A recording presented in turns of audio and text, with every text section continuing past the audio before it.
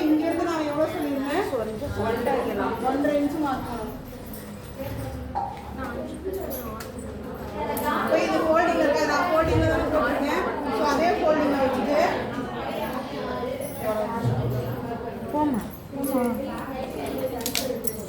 இங்கேருந்து எவ்வளோ மார்க் பண்ணணும்? 1.5. அக்கா ஷாலு மறைக்குது. இங்கேருந்து எவ்வளோ சொல்லியிருந்தேன்? 2.5. என்ன பண்ணும்? இதை லைட்டாக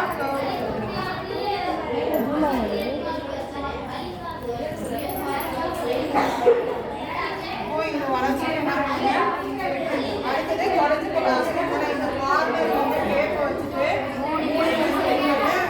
குறைஞ்ச லைனில் தான் மார்க் பண்ணணும். மேலே மார்க் பண்ணக்கூடாது, குறைஞ்ச லைனில் மார்க் பண்ணிங்க.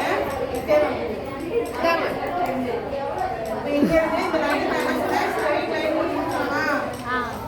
ஸ்ட்ரைட் லைன்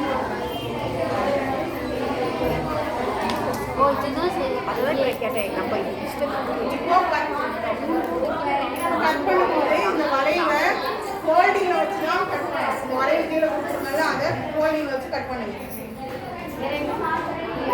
ஓகே, அடுத்தது இந்த பீஸ் சொன்னாங்க ஸ்ட்ரெயிட் லைன் போட்டுருக்காங்க. இதை மெரிச்சிட்டு சிங்கிள் பேப்பர் தான் கட் பண்ணணும். ஓகே, இதை நீங்கள் கிளாத்தில் மார்க் பண்ணும்போது அப்படியே மார்க் பண்ணணும். சென்டர் ஃபஸ்ட்டு நாச்சு போட்டுக்கோங்க. கண்டிப்பாக இது முக்கியம். இல்லை அப்படின்னா எது மேலே எது கீழே வந்தே தெரியாது. அதுக்கப்புறம் இந்த ஆம்கோல்லையும் ஒரு நாச்சு போடணும். இது கிட்டத்தட்ட பார்த்தீங்கன்னா ஒரே மாதிரி தான் இருக்கும். இப்படி பார்த்தாலும் ஒரே மாதிரி தான் தெரியும், இப்படி பார்த்தாலும் ஒரே மாதிரி தான் தெரியும். அதனால கண்டிப்பாக மேல் பக்கம் நாச்சு போட்டுக்கோங்க. இந்த அண்டர் கோல்கிட்டையும் நாச்சு போடணும், மேலே இந்த சென்டர் பாயிண்ட்டும் நாச்சு போடணும். போட்ட பிறகு இந்த பீஸை கிளாத்தில் அப்படியே அக்யூரேட்டாக மார்க் பண்ணிக்கோங்க. எக்ஸஸாக எதுவுமே கொடுக்க தேவையில்லை. இந்த பெரிய பீஸ் ஓகேவா? இந்த சின்ன பீஸ் இருக்குல்ல, இந்த குட்டி பீஸு இந்த ஸ்ட்ரெயிட் லைன் கட் பண்ணுவாங்க. இங்கே மட்டும்தான் 1.5 இன்ச் எக்ஸ்ட்ரா கொடுக்கணும்.